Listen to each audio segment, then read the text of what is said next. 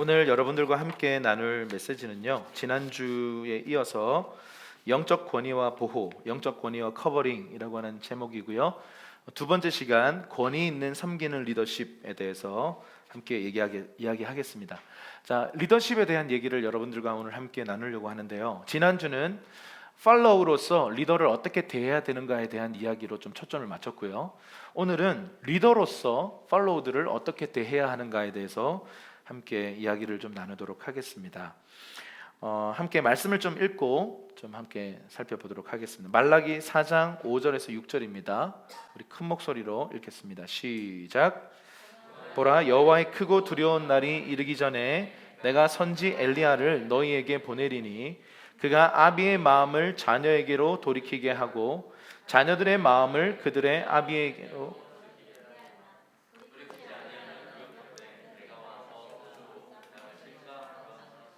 아멘.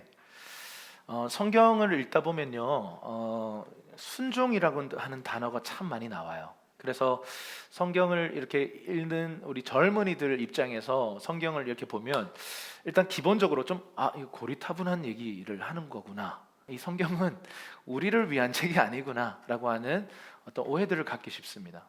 지난주에 말씀드렸지만 여러분, 사고방식이라고 하는 것, 영어로 하면 멘탈리티라고 하는데요, 이 사고방식은 생각이 계속 어떤 길을 따라 쭉 가잖아요. 그러면 생각의 길이 나버려요. 그래서 어떤 사람의 사람마다 문화가 다 달라요. 긍정적 문화를 갖고 있는 사람들이 있어요. 그 사람은 뭐냐면 긍정적 생각을 반복적으로 해가지고 그 사람의 마음 안에 긍정적인 길이 나 있어요. 그런데 어떤 사람을 딱 보면 좀 부정적인데 부정적 생각을 많이 했기 때문입니다. 그래서 부정적인 길이 쫙 나 있어요. 그래서 어떤 사람들을 볼 때 문화가 있어요. 그 분위기가 있어요. 그래서 여러분, 생각을 허용하는 것은요, 굉장히 중요한 개념이에요. 이 영적인 거예요. 내 삶에 생각의 씨앗이 떨어지는 것은 못 막아요. 그런데 생각의 씨앗이 떨어져서 자라는 것은 막을 수 있어요. 새가 지나다니면서 차의 유리에 새의 배설물들이, 그것도 왜 이렇게 또 많은지 모르겠네요. 조금씩 이게 아니라 막 이만큼 막 이렇게 떨어져 있는데 이거는 새가 아니요, 이런 생각이 들 정도로 굉장히 불쾌한 이 분비물들이 떨어져 있을 때가 있습니다. 근데 그건 못 막아요. 그런데 막을 수 있는 게 뭐냐면 우리 그 마음의 씨앗에 생각이라고 하는 씨앗이 툭 떨어져서요, 그것에 내가 동의하는 순간, 내가 그것에 대해서 동의하는 순간 뿌리를 내리고 자라간다라는 거예요. 이건 막을 수 있다라는 거예요. 그 마틴 루터는 이런 얘기를 합니다. 새가 날아다니고 뭐 분비물을 떨어뜨리는 것은 못 막지만 새가 머리 위에 내려앉아서 둥지를 트는 것은 막을 수 있다, 이렇게 했어요. 여러분, 우리가 가끔씩 부정적 생각이 분명히 듭니다. 불안한 생각들, 뭔가 잘못된 생각들이 쑥쑥 들 거예요. 그리고 그 드는 생각들을 따라서 우리는 막 흔들립니다. 그런데 우리가 할 수 있는 건 뭐냐면 새가 내려앉아서 둥지 만드는 것은 막을 수가 있어요. 이거 뭐냐면 생각의 씨앗이 떨어질 때 내가 동의할 것인가 동의하지 않을 것인가, 이것은 내 판단과 내 결정에 달려 있다는 거예요.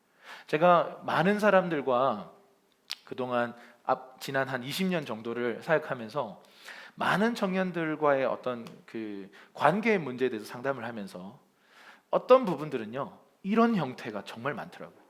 아무 일이 없었는데, 두 사람 사이에 서로에게 상처를 줄 만한 어떠한 사건도 없었는데 두 사람 사이에 뭔가가 갈라져 있는 거예요. 근데 생각의 씨앗이 떨어졌고 그 사람이 동의한 거예요. 여러분, 정말 용기 있는 것, 정말 건강한 소통은 뭐냐면 그냥 다가가 보는 거예요. 손을 내밀어 보는 거예요. 먼저 다가가 봤을 때 그때 거절하면 진짜 거절하는 거구나. 근데 내 그런 느낌이 들었을 때는요, 그 생각을 신뢰하고 동의하는 순간 아무 일이 없었는데 분열이 일어나는 거예요. 여러분, 그래서 분열의 영들이 역사하는 방식이 이런 식입니다. 어떤 생각이 들어오고 생각에 내가 동의할 때 내 안에 어떤 둥지가 만들어지기 시작한다는 거죠. 그래서 여러분, 이것이 만약에 한 20년 정도를 그런 생각에 가득하면서 살아왔다고 생각해 보세요. 그럼 어떤 사람이 될까요? 뭔가 모르게 좀 부담스러운 사람이 돼버리는 거예요. 뭔가 모르게 거절감을 오히려 더 많이 주는 사람이 돼 있는 거죠. 사실은 사람들이 나를 거절할까 봐 두려운 마음으로 가득 차 있는데 먼저 사람들을 막 거절해 버리는 그런 일들이 일어난다라는 것입니다. 여러분, 사고방식은 그래서 중요해요. 어떤 생각에 내가 동의하는가, 하나님의 말씀에 내가 동의할 때 사실 우리의 영은요, 우리의 혼은요, 우리의 육은 강건해질 수 있어요. 그런데 사탄적 생각에 내가 동의하는 순간 사실은 그 영향력들이 내 안에 들어와서 내 인생에 영향을 미친다라는 거예요. 그래서 여러분, 지난주와 오늘 나누는 이 이야기들은요, 세상의 메시지와는 정반대의 메시지들이 참 많아요. 위에 있는 권위자들을 순종하라는 말이 우리 안에 뭔가 부담으로 자리 잡는 것은 지난주 말씀드린 것처럼 우리 안에 권위에 대한 부정적 경험이 많아서 그래요. 권위가 잘못된 게 아닙니다. 하나님이 권위라는 것을 주신 것은 보호장치이지, 권위는 우리를 괴롭히기 위한 수단이 아니다라는 것입니다. 자, 그런데 말라기 4장 5절과 6절의 이야기가 조금 독특해요. 어떤 얘기냐면, 아버지의 마음, 아비의 마음을 자녀들에게 돌이키고 자녀들의 마음을 아비에게로 돌이키는 어떤 세대 간의 연합에 대해서 얘기를 해요. 근데 이 세대 간의 연합을 하라 이렇게 말씀하셔 놓고는, 만약 그렇게 하지 않으면 어떻게 한다고요? 내가 와서 저주로 이 땅을 심판할 것이다. 아니, 아비와 자녀 세대가 하나 되지 못한 것이 도대체 어떤 죄길래 이 땅을 심판하시는 건가라고 하는 생각을 하는 거죠. 굉장히 의외의 말씀이에요. 여러분, 이 말라기 4장 6절의 이 예언은요, 구약의 마지막 예언이에요. 그리고 마지막 예언 이후에 신구약 중간기라고 하는 400년 동안 어떤 예언도 없어요. 어떤 선지자도 나타나지 않습니다. 구약의 마지막으로 최종편으로 정말 중요한 이 예언의 메시지를 선포했는데 세대 간의 연합을 얘기하는 거예요. 이거 안 되면 하나님께서 이 땅을 심판하실 거다 이렇게 말씀하시는 거예요. 반대로 뒤집어서 얘기하면 아비 세대와 자녀 세대가 하나 될 때 이 땅에 어떤 일이 있겠는가라는 거예요. 놀라운 하나님의 부흥이 일어날 것이다라는 말씀인 것이죠. 아니, 무슨 세대 간의 연합이 이런 결과를 가져오는가? 성경은 이 부분에 대해서 이렇게 강한 어조로 말씀하고 있어요. 자, 지난주부터 계속 말씀을 드리고 있습니다. 여러분의 육신의 부모님과의 어떤 관계가 얽혀 있고 설켜 있다면, 그래서 이 권위에 순종하라는 말이 굉장히 내 안에 불편하게 자리 잡혀 있다면, 그럼에도 불구하고 여러분 그 진리를 뚫고 가셔서, 어떤 사람들에게는 이 메시지가 정말 화가 나는 메시지일 수 있지만 내 안에 있는 이 부정적인 경험을 마주하고 직면하면서 이 권위의 이 참된 모습으로 회복되어져 가는, 치유되어져 가는 그런 은혜가 저와 여러분의 삶에 있기를 축원합니다. 세대 간의 연합이 굉장히 중요하다라는 거예요. 그래서 이것은 여기 보면 아버지라고 하는 단어가요, 히브리어로 보니까 아버지들이라고 하는 복수형을 가지고 있어요. 그래서 이 땅에 육체적인 부모, 그리고 영적인 아비들, 지도자들을 다 포함하는 개념이라는 거예요. 그래서 여러분, 권위자들과 우리가 하나 되는 것, 서로에게 마음을 돌이키는 것, 이런 거죠. 자녀들만 권위자에게 마음을 돌이켜 있다. 근데 권위자들은 마음을 돌이키지 않고 있다. 이건 뭐냐면 통제예요. 독재라고 하는 거예요, 이런 거를. 그런데 막 부모님만 자녀들을 향해서 돌이키고 있고, 뭐 자녀들은 돌이키지 않는 상태를 방황 혹은 구테타 뭐 이렇게 해석할 수 있겠죠. 그런데 서로가 서로에게 마음을 돌이키는 것, 여러분, 마음을 돌이키는 것을 결국 뭐라고 하냐면 회개라고 하는 거예요. 부모가 자녀들을 향해서 회개하고 자녀들이 부모들을 향해서 회개하는 상태, 그래서 연합되는 그 상태가 주님이 마지막으로 명령하신 아주 중요한 메시지라는 거예요. 이거 하지 않으면 이 땅이 저주로 심판받을 것이다. 우리 세대를 한번 돌이켜 봅시다. 이 말씀을 기준으로 우리 세대를 생각해 보십시다. 우리 한국은 원래 동방예의지국이라고 해서 효의 나라였어요. 부모를 향해서 효도하는. 근데 지금 우리 세대의 모습은 어떻습니까? 부모님에게 효도를 하고 있습니까? 지금 들려오는 부모님들과의 어떤 갈등과 그로 인해 막 수많은 사건 사고들, 자식이 부모에게 해서는 안 되는 그런 행동들을 하고 극단적인 선택들을 하는 그런 소식들이요 뉴스에 심심찮게 들려옵니다. 여러분, 오늘 이 메시지를 봤을 때 우리 세대가 아비 세대와 자녀 세대들이 하나 되어 있을까요? 네, 그렇지 않습니다. 믿는 자들은 어떠할까요? 믿는 자들은 그러면 모범을 보이면서 부모 세대와 하나 되어서 부모 세대를 정말 공경하면서 순종하는 삶을 살까요? 여러분, 그 결과물이 바로 이 세대에 나타나는 현상들이에요. 이미 우리 세대에 이 저주가 임한 것 같아요. 수많은 각종 저주와 같은 일들이 우리 세대 안에, 이 땅 안에 막 펼쳐지고 있습니다. 여러분, 우리가 이 시즌에 다시 하나님의 말씀 앞에 서서요, 하나님이 심판하실까 두려운 마음을 넘어서서 하나님의 창조의 질서, 하나님이 정해놓으신 그 기준을 따라서 우리의 마음을 돌이킨다면, 우리의 권위자들, 때로는 내 마음에 안 들 수 있죠. 그분들에게 상처를 받았을 수 있어요. 그럼에도 불구하고 하나님을 경외하는 마음으로 하나님께 순종하여 내게 허락하신 모든 권위자들을 향해 마음을 돌이킬 수 있다면, 우리 삶 안에 저주와 같은 이 일들이 끊어지고 하나님의 축복의 강물이 다시 흐를 줄로 믿습니다. 힘든 메시지예요. 자, 그런데 여러분, 지난주에 이런 얘기를 여러 방식으로 말씀을 드렸어요. 그런데 오늘은 모두가 다 리더로 부르심을 받았어요. 특별히 리더라고 하는 것을 여러 가지로 정의할 수 있겠지만, 다른 사람에게 영향력을 미치는 사람을 그냥 쉽게 리더라고 합니다. 그런 면으로 봤을 때 그리스도인은요, 너희는 세상의 빛이요 소금이라고 말씀하셨어요. 그 말은 그리스도인은 모두가 다 리더라는 말이에요. 누군가에게 영향을 미치는 사람들이라는 거예요. 그래서 우리가 리더십에 대해서 고민해야 되는 것은 굉장히 중요한 분야예요.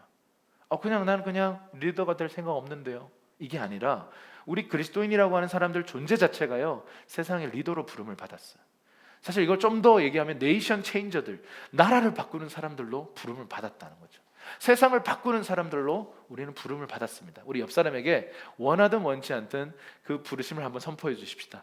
당신은 세상을 바꾸는 사람입니다. 한번 얘기해 주시죠. 자, 그래서 우리가 이 성경이 말하고 있는 이 리더십에 대해서 함께 좀 살펴보겠습니다. 한번 따라 하실까요? 권위 있는 섬기는 종 예수. 다시 한번, 권위 있는 섬기는 종 예수. 이 두 가지의 밸런스예요. 권위가 있지만 섬기는 리더십이라는 거예요. 자, 섬기기만 하는 게 아니라 권위를 행사하기도 해요. 이게 예수님의 아주 중요한 모습입니다. 그래서 예수님 때로는 무섭게 보일 때가 있어요. 막 강인한 모습으로, 사자 같은 모습으로 오세요. 그런데 때로는 온유한 그런 어린 양처럼 오세요. 예수님 안에 이 두 가지 모습이 다 있어요. 그래서 우리 크리스천의 리더십은요, 이 권위 있지만 또 섬기는 리더십을 갖는 것입니다. 그래서 이 권위 있는 섬기는 종 예수님의 리더십의 5가지 특징을 함께 좀 살펴보겠습니다. 첫 번째, 한번 따라 하실까요? 예수님의 동기는 항상 사랑이다.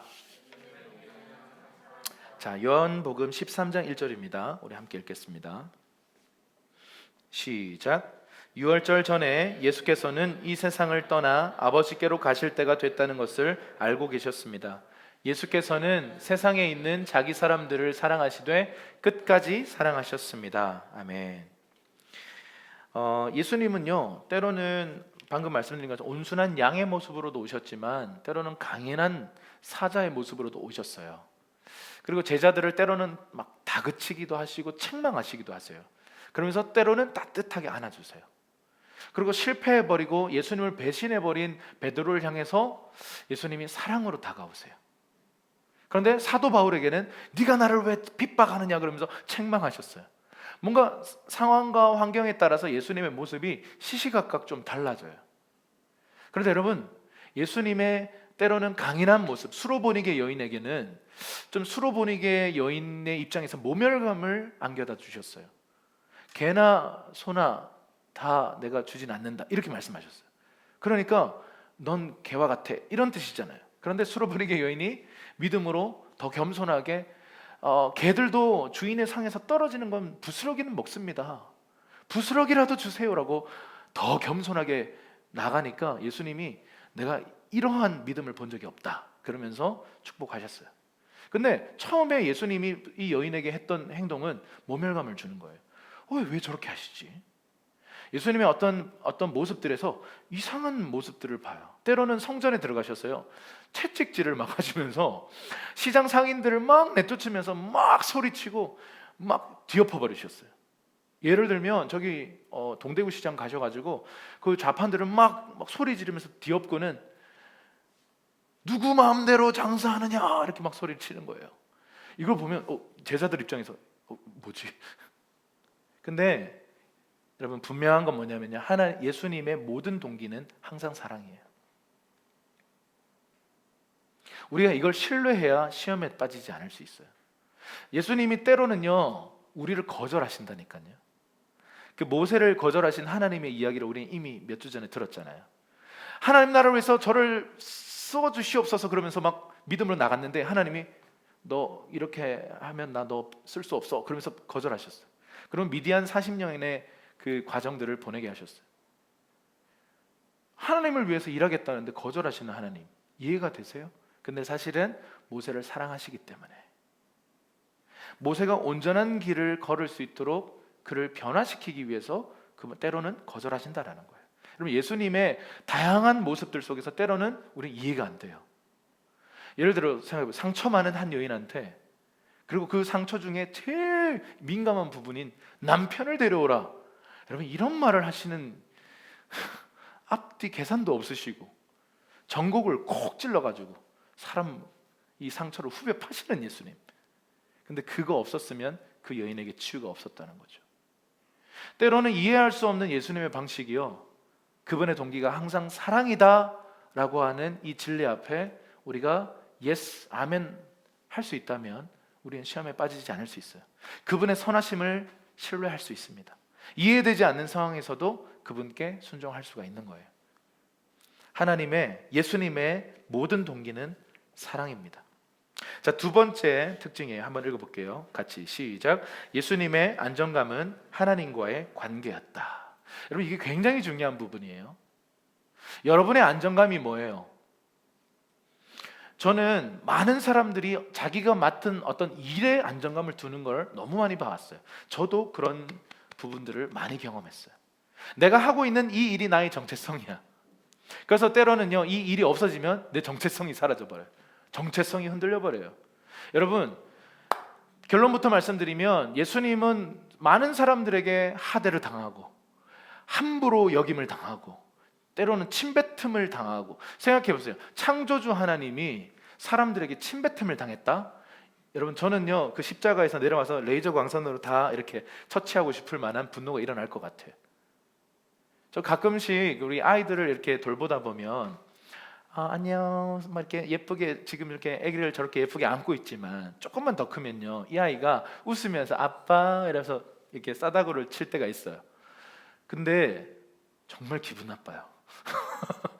그리고 이 아이가 손이 왜 이렇게 매운지, 정말 내가 이 아이를 사랑하고 이 아이도 나를 사랑하는 거 아는데 그 해맑은 얼굴로 제 뺨을 이렇게 온 힘을 다해서 가격하면요 순간적으로 뭐가 이렇게 깊은 곳에서 올라와요. 근데 아이고 아무것도 모르잖아요. 뭐 어떻게 할 수가 없어. 그래서 뭔가 이렇게 아이들이랑 놀다 보면 진짜 이 정도 아이들은 그래도 넘어갈 수 있어. 근데 이제 하준이까지만 해도 좀 넘어갈 수 있어. 그런데 이제 한 7살, 8살 어느 정도 뭔가를 다 알 것 같은데 이 아빠를 때로는 함부로 생각하고 막 머리를 이렇게 쥐어뜯으면 이건 아니다. 깊은 어떤 빡침이 이렇게 올라올 때가 있어요. 아이들이랑 놀다 보면 그 순간. 근데 여러분 이게 좀 더 확장해서 아이들과 놀 때도 약간 좀 기분 나쁠 때가 있는데, 이제 뭐 동료들, 친구들, 뭐 후배들과의 관계, 특별히 후배들과의 관계에서 이렇게 뭐 이런저런 얘기를 하다가 내 자존심을 건드는 말 한마디, 내 눈빛을 흔들리게 만드는 그 말 한마디를 할 때 어떤 사람들은 그거 그냥 웃으면서 넘어갈 수 있는 여유를 가진 사람들이 있지만 어떤 사람들은 그 순간에 이게 돌아요. 이렇게 뭔가가 이렇게 작동이 일어나. 그래가지고 스팀이 막 올라오면서 이걸 막 내가 안절부절하는 거죠. 이 화가 나니까. 근데 여러분, 많은 사람들이 이런 관계에서 화가 나는 근본적인 이유는 뭐냐면 나를 무시한다라고 느낄 때예요. 지금 나를 무시하는 태도네, 무시하는 말을 하네, 무시하는 행동을 하네. 그랬을 때 우리 안에 분노가 막 올라와요. 그래서 때로는 막 싸우기도 하고, 막 분노를 표출하기도 하고, 막 불만을 막 얘기하기도 하고, 뭐 장문의 카톡을 막 쓰기도 하고, 그런 일들이 우리의 인간관계 안에 일어난다라는 거예요.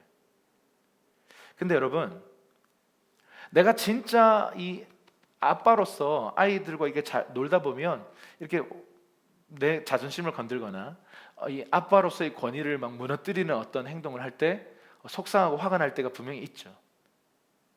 그런데 정말 자신이 아빠고 이 아이는 내 아이라는 것을 아는 사람들은요, 그것 가지고 복수하거나 그것 가지고 아이들을 막 다그치거나 아이들과 막 싸움을 하진 않습니다. 왜냐하면 내가 아빠니까요. 이것을 이해하고 품어주는 거예요. 그런데 자, 리더와 팔로우 관계에서 제가 이제 많이 실수했던 부분인데, 제가 20대 초반에 단체 리더가 되다 보니까 제가 그때 저의 패션을 보니까요, 경악을 금치 못하겠어요.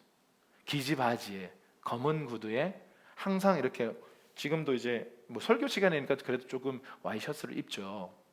이런 걸 이제 또 배 속에 집어넣어 가지고 이렇게 전형적 사역자의 패션을 딱 하고, 이렇게 말투도 굉장히 진지하고, 지금 이렇게 그때 어떤 모습을 보면 내가 왜 저랬을까? 근데 제 깊은 동기 안에 사람들이 내 권위를 함부로 하지 못하게 하기 위해서, 내가 나이가 제일 어린 거예요. 리더인데.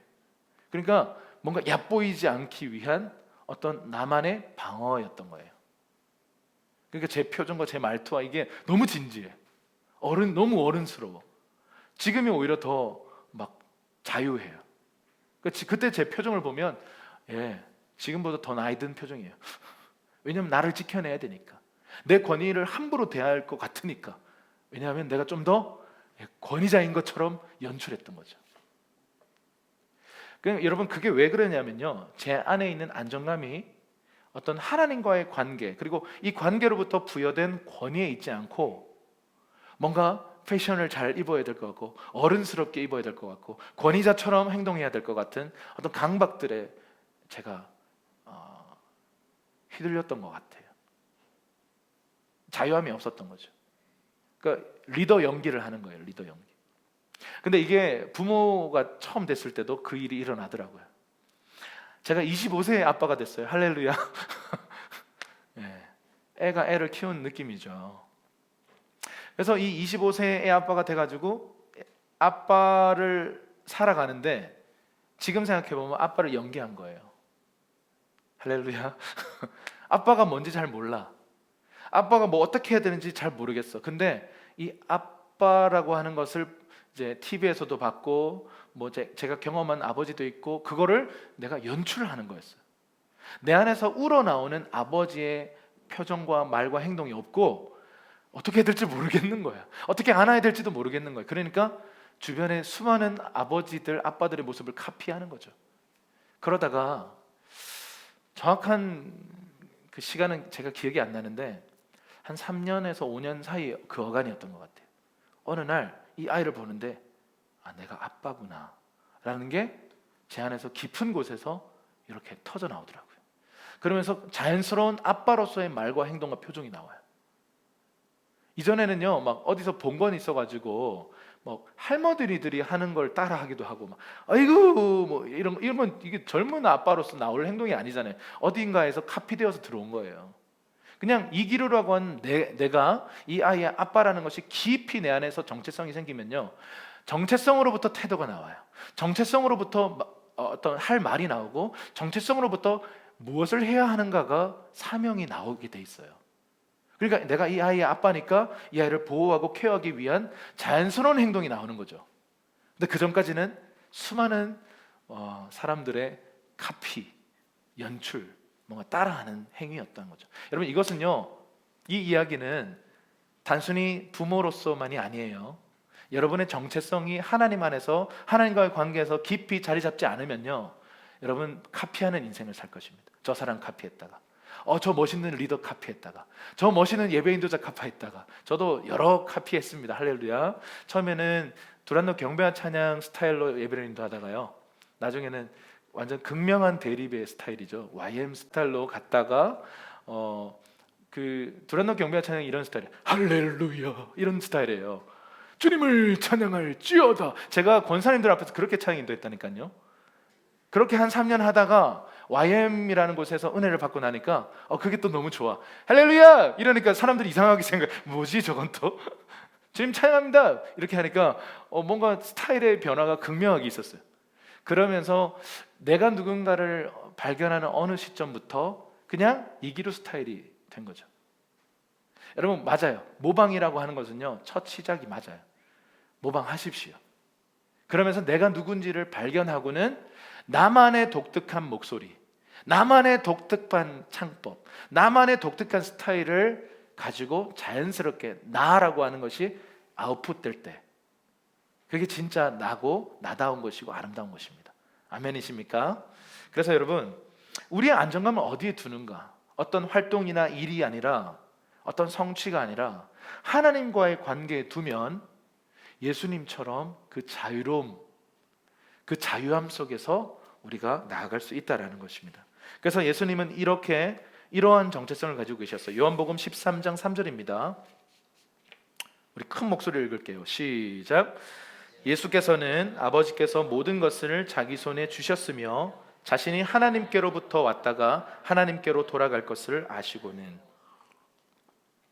그러니까 예수님을 뭔가 메시아 대접 제대로 못하는 사람도 있었고, 예수님을 오히려 막 비난하는 사람도 있었지만 그 정체성이 흔들리지 않는, 단 한 번도 예수님의 안정감은 흔들리지 않았어요.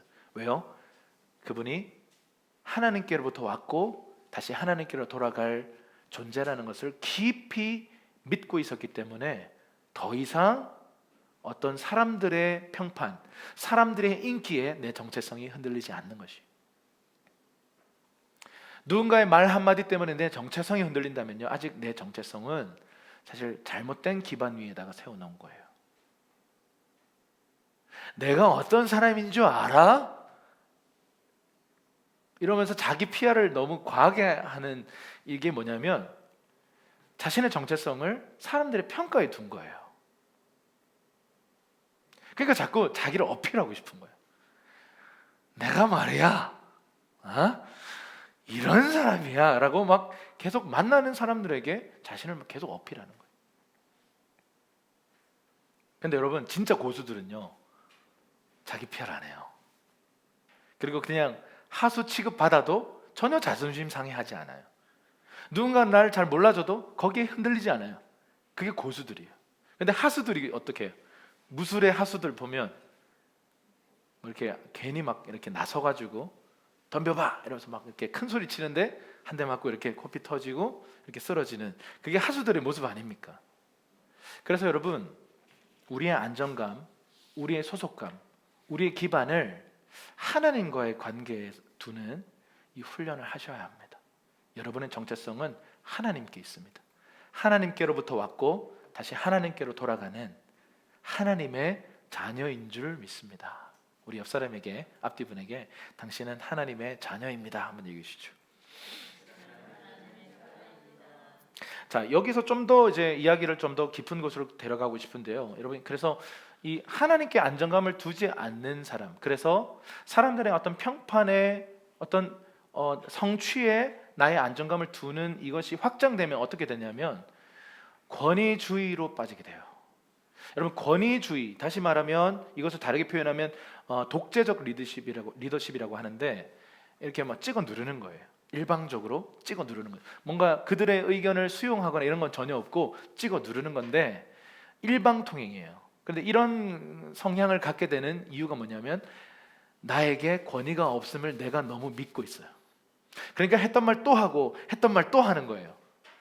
내가 이렇게 그냥 편안하게 말하면 이 사람이 내 말을 듣지 않을 것을 확신하기 때문에요, 화를 내면서 말하고 했던 말 또 하고. 이게 권위주의예요. 사실 우리는 그런 권위들을 사실 많이 대하면서 자랐을 겁니다. 근데 진짜 권위자, 예수님의 권위를 이렇게 가만 보면요, 했던 말 또 하고 했던 말 또 하고 화내면서 얘기하지 않고요, 그냥 온유함으로 한마디 하면요, 천지가 그 말에 순종하는 거예요. 이게 권위입니다. 그러니까 진짜 권위자는요, 권위 없는 자처럼 사는 것을 어려워하지 않습니다. 그런데 내게 권위가 없을 것 같아서 불안하고 두려워하는 사람들은요, 그 권위를 잃을까 봐 두려워서 막 이렇게 세게 어필을 하는 거예요. 그리고 누군가의 말을 들어주기보다는 일방소통이죠. 내 말대로 해. 그래서 이 독재적 리더십, 권위주의라고 하는 것과 좀 반대편에 있는 게 뭐냐면 수용적 리더십인데요. 우리 대부분의 스타일은 이거 아니면 이거예요. 독재적 리더십이거나 수용적 리더십. 자, 수용적 리더십은 쉽게 말하면 오냐 오냐예요. 모든 걸 다 들어줘요. 모든 요구 사항을 다 들어주는 거예요. 근데 인기는 누가 많을까요? 네, 수용적 리더십 이런 분들이 인기가 많아요.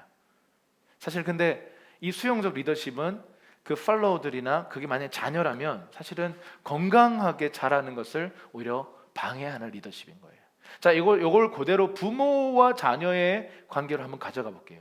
자, 엄마 아빠가 독재적 리더십을 가지고 아이들의 의견은 중요하지 않아, 시키는 대로 해, 말 들어, 이렇게 가면요, 아이들은 그 권위를 부담스러워해요.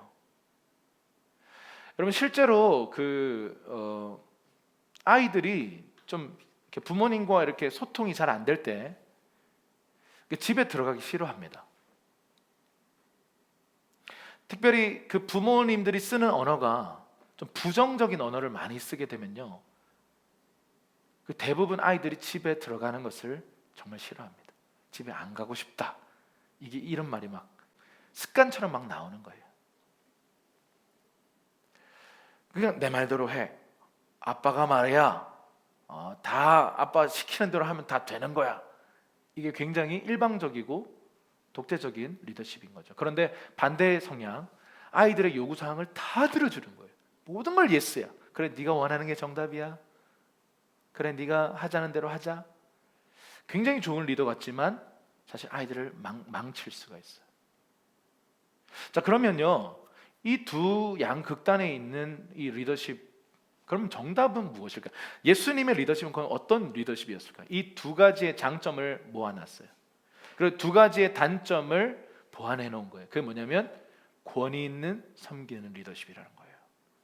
자, 권위를 행사할 때는 행사해요. 권위를 행사한다는 말은 뭐냐면 이 팔로워들에게 순종을 요구하는 순간들이 있다라는 거예요. 이해가 아니라 순종이라는 거예요. 그런데 그 과정 속에서 이 아이에게 이해할 수 있도록 격려해주고 설명해주고 공평하게 아이들을 합리적으로 이렇게 순종할 수 있도록 이끌어 간다라는 거예요. 자, 원칙이 이건데 이 원칙대로 네가 정말 잘못됐기 때문에 좀 벌을 받는 거야. 너 동의해? 네. 그러면 자, 손 들고 있어. 자, 10분 동안 손 들고 있는 거야. 그런데 이 아이가 내가 잘못했고 잘못된 원칙을 어겼고 그래서 공평하게 내가 벌을 받는 거구나. 근데 독재적이 이러시면 이 자식이 엎드려! 이렇게 아빠 말을 어겨! 이렇게 막 해버리면 뭔가 이 아이 안에서 일그러진다라는 거죠. 뭔가 내가 정말 잘못됐고 공평한 어떤 기준을 따라서 내가 이게 벌을 받는 거구나가 아니라 뭔가 불의하구나, 뭔가 난 억울한데, 이런 생각들을 가지게 된다라는 거예요. 그래서 여러분, 이 부모와 자식 간에도 이 두 양극단에 있는 리더십을 가지고 있으면 아이들이 좀 균형 있게 건강하게 자랄 수 없듯이 하나님과의 관계, 그리고 우리가 사람들과의 관계에서도요, 이 권위 있는 섬기는 리더십을 배우고 훈련할 필요가 있습니다. 이건 저에게도 이제 오늘 이 설교는요, 저를 향한 설교예요. 굉장히 부담스럽고 어려운 설교예요.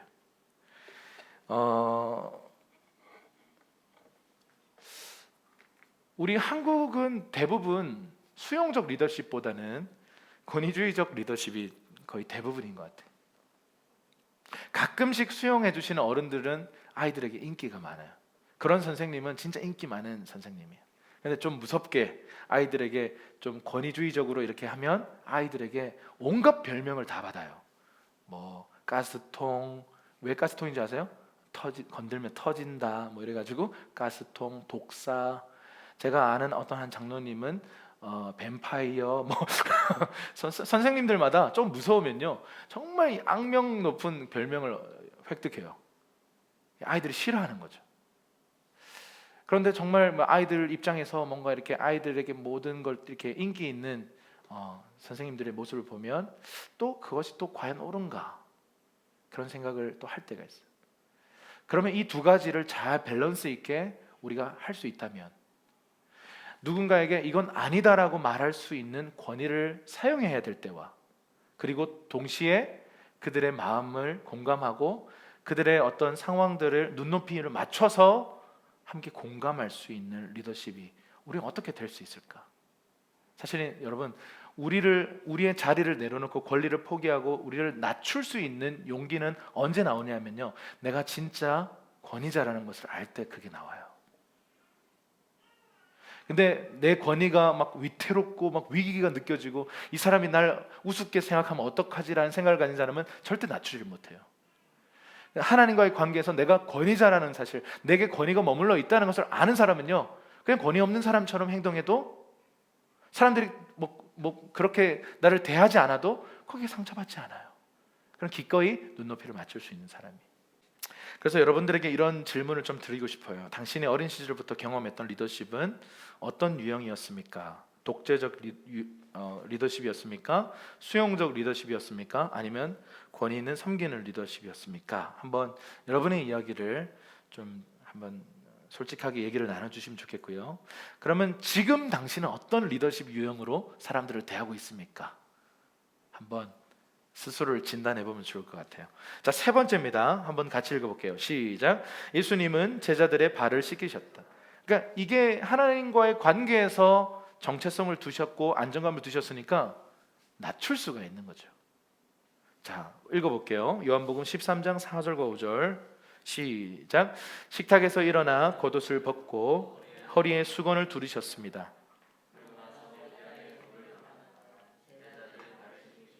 허리에 두른 수건으로 닦아주셨습니다. 14절 시작. 주이며 선생님인 내가 너희 발을 씻겨 주었으니 너희도 서로 남의 발을 씻겨 주어야 한다. 자, 보세요. 이때 당시에 일반적인 주종 관계 그리고 선생과 제자 관계에서 선생이나 주인이 종이나 제자들의 발을 씻기는 건 있을 수 없는 일입니다. 종들이 주인의 발을 씻겨요. 이게 그때의 문화입니다. 그런데 내가 주인이면서 선생님으로 너희의 발을 씻겼다.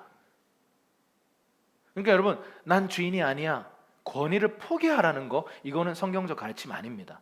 권위를 취해야 돼요. 주님이 권위를 위임하셨을 때 그 권위를 믿음으로 받아들여야 돼요. 나는 주인이 맞고 난 선생이 맞다. 그런데 내가 주인으로서 선생으로서 너희 발을 씻긴다. 다시 말하면 난 주인이지만 종의 자리로 내려가서 내가 너희를 섬기겠다. 이렇게 말씀하시는 거죠. 여러분 가끔씩 저는 그런 사람 아니에요 라고 어떤 내게 머물러 있는 권위 자체를 부인하는 경우가 있는데요, 그것은 성경이 지지하는 방식이 아니에요. 저에게 머물러 있는 이 권위가 하나님 주신 권위가 맞지만 우리가 그 권위를 사용하는 방식은 섬기는 종으로서 사용하겠다라는 거예요. 군림하고 위에서 찍어 누르는 게 아니라 오히려 발을 씻기는 종의 모습으로 제자들에게 다가갔다라는 것입니다. 자, 네 번째입니다. 한번 읽어볼게요. 4번 시작. 예수님은 조종이 아닌 자발적 선택을 주셨다. 요한복음 6장 66절입니다. 시작. 예수께서 12 제자들에게 물으셨습니다. 너희도 떠나고 싶으냐? 자, 이게 어떤 상황이냐면요, 오병이어의 기적, 막 보리떡 5개, 물고기 2마리로 5,000명 이상이 먹었어요. 엄청난 지금 기적이 일어나고 나서 사람들에게, 그 기적을 경험한 사람들에게 복음의 진수를 선포했어요. 그러니까 사람들이 그 복음의 진수가 좀 어려워요. 그럼 복음이라는 것은요, 사실 이 십자가가 복음이기 때문에 이 십자가의 깊은 도를 전하면요, 처음에 뭔가 먹고 배부르기 때문에 뭔가 예수님 따르면 뭔가 얻어낼 수 있을 것 같은, 그분 따라가면 축복 얻을 수 있을 것 같은 마음 때문에 따랐던 사람들은 십자가의 도 얘기 들으면요 떠나요. 근데 이때 수많은 사람들이 떠났고 군중들은 다 떠났고요, 예수님 따라다니던 12 제자 외에 더 따라다니던 제자들이 있었는데 그들까지 떠나버린 거예요. 좀 부담스러우니까요. 그러나 예수님이 이렇게 하시는 거예요. 12제자들, 이 핵심 멤버들한테 너희도 떠날래? 라고 물으시는 거예요. 여러분 생각해 보세요. 리더십의 위기를 딱 경험하면 대부분의 리더십은요, 리더십을 강화하기 위한 수단과 방법을 막 씁니다. 뭔가 내 리더십 위기를 경험하고 있으면 어떤 전략이든 써가지고 리더십에 어떤 변화하기 위해서, 이 사건에 대해서 내가 뭔가 타당성을 증명하기 위한 행동을 하는 게 마련인데, 예수님은 오히려 반대 행동을 하는 거예요. 12제자들한테도 너희도 떠날 것이냐? 선택해라 라고 말씀하시는 거예요. 그때 또 우리 베드로 형님이요, 손 들고 얘기하는 거예요. 생명의 말씀이 여기 계신데 제가 어딜 가겠습니까? 홈런을 쳤죠 또. 그래서 12제자는 주님을 선택했어요. 그런데 여기서 예수님의 어떤 태도를 보면 좀 이상한 거죠. 대부분의 리더가 리더들의 리더십의 위기를 경험하면 막 변호하기 바쁘고 자신의 리더십의 어떤 타당성을 증명하려고 하는데, 너희도 떠날 것이냐? 여러분, 진짜 관계는요, 조종이 아닙니다. 진짜 관계는요, 통제가 아니에요. 진짜 관계는 자발적 선택입니다. 그게 바로 사랑이라는 거예요. 여러분, 사랑은 통제할 수 없어요. 통제해서 내가 사랑하니까 통제하는 거야, 아니요. 자발적 선택이에요. 사랑이라고 하는 것은요, 자발적인 선택인데, 사랑이라고 하는 이름으로 무언가를 통제하고 군림하고 막 찍어 누르는 것은 사실 진정한 사랑이 아니다라고 할 수 있습니다. 그런 사랑을 받고 자라면 사람이요, 내면이 일그러져 버려요. 오늘 이 이야기가요, 하나하나 이렇게 얘기하는데 사실 우리 안에 거의 다 경험되었던 이야기들일 거예요. 하나님이 우리를 향해서요, 뭔가 겁박하고 굴림하고 뭔가 우리를 향해서 막 무섭게 다가오는 것처럼 느껴지신다면 100% 당신은 부정적 권위를 경험했을 것입니다. 그로 인한 투영이지 하나님이 그런 분이 아니에요. 왜냐하면요, 하나님은 자신의 생명을 포기하면서까지 우리에게 자발적 선택을 강요하지 않으시기로 결정하신 분이세요. 여러분 생각해 보세요. 창조주가 무슨 피조물을 위해 죽어요? 말도 안 되는 거죠.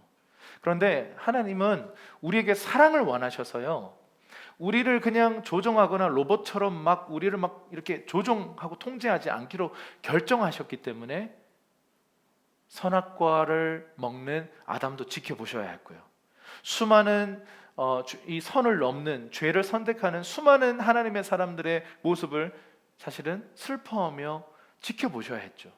거기에 막 출연하셔가지고 막 무섭게 해가지고 죄 못 짓게 하고 그런 자유의지를 그냥 없애버리면 얼마나 편합니까? 근데 하나님은 사랑을 원하셨기 때문에, 사랑은 자발적 선택이기 때문에 우리에게 그 자발적 선택권을 주신 것입니다. 여러분, 예수님은 우리가 두려움과 정죄감 때문에 따르기 원치 않으세요.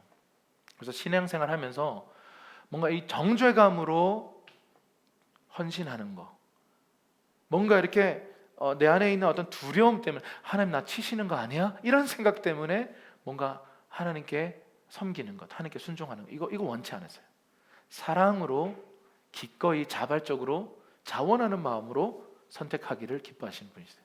혹시나 여러분 마음 안에 이런 정죄감이나 두려움 때문에 어떤 주님의 일을 선택하거나 순종하려고 하는 여러분의 생각이 있다면요, 그 생각을 좀 주님 앞에 가지고 가십시오. 하나님은 그런 분이 아니세요. 우리 하나님은 우리를 위해 생명을 내어주기까지 하셨던 좋으신 분이세요. 그래서 여러분, 어떤 여러분의 경험이든 여러분의 어떤 상처이든 그것이 투사되어서 하나님에 대한 오해로 가져가셔서는 안 돼요. 우리 하나님 선하신 분이십니다. 아멘이십니까? 자, 마지막으로 5번 시작. 예수님은 항상 본을 보이셨다. 요한복음 13장 15절입니다. 시작. 내가 너희에게 행한 대로 너희도 행하게 하기 위해 내가 본을 보여 주었다. 여러분, 참된 교육과 참된 변화는요, 정보 전달이 있지 않습니다. 지식을 많이 습득한다고 사람 변하지 않습니다. 그랬으면 우리 이 세계는 변화되었어야 돼요. 우리가 얼마나 많은 정보를 우리 머리에 넣었습니까?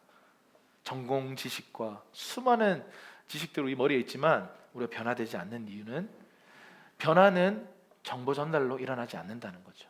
변화는 어떻게 일어나냐면요, 이 방식이에요. 본을 보여주는 사람과 관계할 때,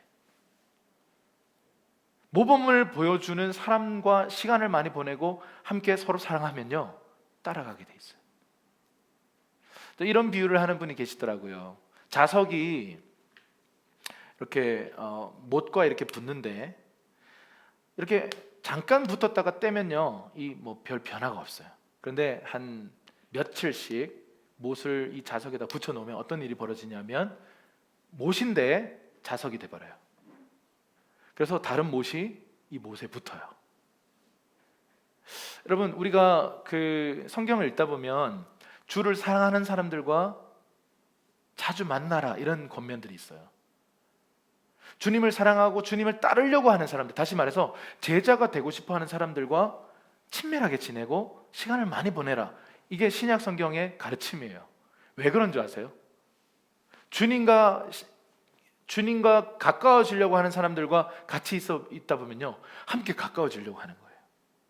근데 예를 들어서 나를 막 타락하게 만들고 나를 막 범죄하게 만드는 그런 친구들과 사람들과 이렇게 시간을 많이 보내면요, 어떻게 될까요? 결과물은 뻔합니다. 그래서 우리가 정말 시간을 많이 보내는 그 사람들이 누군가, 이거 굉장히 중요한 거예요. 그래서 여러분, 공동체가 굉장히 중요합니다. 주님을 따라가기로, 예수님의 제자가 되기로 결정한 사람들이 모여있는 교회 공동체 안에서, 그 교회가 정말 그래야 되죠. 예수를 따르려고 해야 되죠. 주님의 말씀에 순종하려고 해야 되죠. 그렇지 않은 사람들이 또 교회 안에 모여있으면 그것이 또 딜레마가 돼요. 정말 주님을 따르고 싶어서 교회 갔는데 다들 막 아이돌 얘기하고 있고 정치 얘기하고 있고 경제 얘기하고 있고 그런 얘기만 하고 집에 가면 시험 드는 겁니다. 그런데 정말 주님을 따르고 싶어서 일주일 동안 살았는데 뭐 넘어진 얘기들, 속상했던 얘기들, 근데 뭐 돌파했던 얘기들, 이런 간증들 서로 나누면 어떤 일이 벌어지는 줄 아세요? 함께 주님께 가까이 가게 돼요. 여러분, 책을 읽어서 언어를 아름답게 하는 법 읽는다고 사람의 언어가 바뀔까요? 사실 아니에요. 아름다운 언어를 쓰는 사람과 시간을 함께 보내고 친해지잖아요. 내 언어가 바뀌어가기 시작해요. 저는 성격이 정말 급한 사람이에요. 지금도 그게 여전히 그래요. 근데 이걸 어떻게 하나님이 훈련하셨냐면요, 성격이 굉장히 느긋하신 리더를 8년 섬기게 했습니다. 할렐루야. 제가요, 급한 마음에 목사님 뭐 이런 얘기 막 저런 얘기 막 하면요, 목사님은 딱 한마디 말하고 끝나더라고요. 그래. 그럼 아무 말이 없어요. 그 처음엔 나를 이렇게 상처받고 그랬어요. 왜 저러시지? 나를 싫어하시나? 근데 뭐 이렇게 저는 한 10분 정도 목사님에게 질문을 했는데, 생각해보자, 끝. 그래서 이건 뭐 어떻게 하라는 거지? 처음에는 당황스럽고 막 속상하고, 날 싫어하시나 별의별 생각을 다 했는데, 날 싫어하는 게 아니야, 날 사랑하셔. 근데 그분은 원래 말이 적으셔.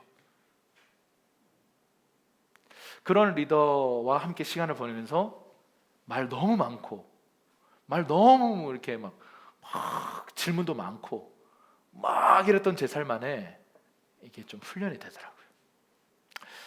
여러분, 하나님은 우리를 바꾸실 때요, 사람을 만나게 하세요.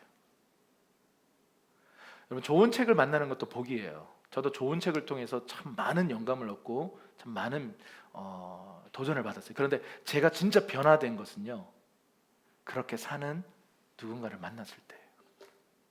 진짜 저를 변화시키더라고요. 여러분, 모범을 보이는 것, 이것이 예수님의 리더십이에요. 말 한마디만 딱 하고요, 그렇게 살면요, 그게 메시지가 돼요. 그런데 반대로 해볼까요? 말 막 엄청 해놓고 그렇게 안 살잖아요. 권위를 다 잃어버려요. 하나님 나라의 리더십은요, 모범의 리더십이에요. 보여주는 거예요. 이렇게 하는 거야. 예수님이 오늘 어떤 장면을 보여주세요? 주님이시면서 선생이면서 메시아이시면서도 종처럼 섬겨야 된다는 것을 몸소 실천해서 보여주신 거예요. 여러분 책 이름 중에 삶으로 가르치는 것만 남는다라는 책이 있어요. 저거는 그 책 이름에 저는 은혜 받았어요. 아, 맞다. 100마디 말이 아니라 그렇게 삶으로 가르칠 때 정말 변화가 일어나는 거구나. 여러분 우리 교회 제자화의 그 아주 핵심적인 부분이 바로 이 부분이죠. 어떻게 사람들을 변화시킬 것인가? 어떻게 예수의 사람들을 변화시킬 것인가? 내가 예수를 따라가는 것을 그냥 보여주는 거예요. 그게 보여주기 위한 보여주기가 아니라 그냥 삶 속에서 시간을 같이 보내니까 대화를 많이 하니까 그런 가치관이 같이 공유되고 내가 선택하는 게 이 사람을 보는 거예요. 내가 어떻게 행동하는지를 이 사람을 보는 거예요. 그러면서 내 삶이 오픈되어 있으니까 자연스럽게 닮아가는 거예요. 그래서 여러분 교회 안에 있는 거짓말 중에 하나가 뭐예요? 교회는 사람 보고 가는 곳 아니야. 교회는 하나님 보고 가는 곳이야 라고 하는 거짓말이에요. 이건 거짓말입니다. 교회는 사람 보고 가는 거예요. 예수의 사람을 보고 그들을 닮아가기 위해서 우린 연결되는 것이지, 그런 입장이면 사실 무교회주의도 하나님 보고 그냥 집에서 예배하면 되죠. 우리가 왜 모여야 하고 왜 서로를 발을 씻겨줘야 되고 왜 서로 사랑해야 되냐면요, 서로를 예수를 따라가는 저 사람의 모습, 저 사람은 또 저렇게 예수님을 따라가네, 서로를 보고 닮아가기 위해서예요. 이게 바로 예수의 사람들 공동체인 것입니다. 예수 가족 공동체인 거예요. 자, 말씀을 이제 좀 마무리를 하면서 빌립보서 2장 6절과 8절 말씀을 함께 읽겠습니다. 8절이 아니고 11절까지네요. 6절에서 11절까지 시작. 그분은 본래 하나님의 본체셨으나 하나님과 동등됨을 기득권으로 여기지 않으시고 오히려 자신을 비워 종의 형체를 가져 사람의 모양이 되셨습니다. 그리고 그분은 자신을 낮춰 죽기까지 순종하셨으니 곧 십자가에 달려 죽으신 것입니다. 이러므로 하나님이 그를 지극히 높여 모든 이름 위에 뛰어난 이름을 주사 하늘에 있는 자들과 땅에 있는 자들과 땅 아래에 있는 자들로 모든 무릎을 예수의 이름에 꿇게 하시고 모든 입으로 예수 그리스도를 주라 시인하여 하나님 아버지께 영광을 돌리게 하셨느니라. 아멘. 자, 하나님이신 예수님께서 자신의 권리 이 모든 걸 다 내려놓으시고 자신을 낮추셨어요. 사람의 모양으로 오셨습니다. 자, 이 겸손한 선택을 하셨어요. 그런데 이 예수님의 겸손의 선택 이후에 어떤 일이 벌어지냐면 성부 하나님이 겸손을 선택하신 예수님을 높이신 거예요. 이게 하나님 나라의 방식입니다. 내가 낮추면 하나님은 우리를 높이세요. 그래서 여러분, 내가 나를 높이면 하나님이 우리를 낮춰버리세요. 자신을 막 이렇게 자꾸 드러내고 높이려고 하는 성향을 가진 사람들은 하나님 나라와 자꾸 부딪혀요. 오히려 나를 하나님의 능하신 손 아래 나를 낮추는 법을 배우고 나면요, 이제 그 다음부터는 내가 할 일은 끝난 거예요. 나는 하나님 앞에서 나를 낮췄어요. 그럼 하나님 하실 일만 남았어요. 나를 높이실 것입니다. 이거는요, 하나님 나라의 아주 중요한 법칙입니다. 그래서 그 밑에 있는 말씀들을 이어서 읽어볼게요. 요한복음 3장 27절 시작. 요한이 대답하여 이르되 만일 하늘에서 주신 바 아니면 사람이 아무것도 받을 수 없느니라. 베드로전서 5장 6절도 같이 읽어볼게요. 시작.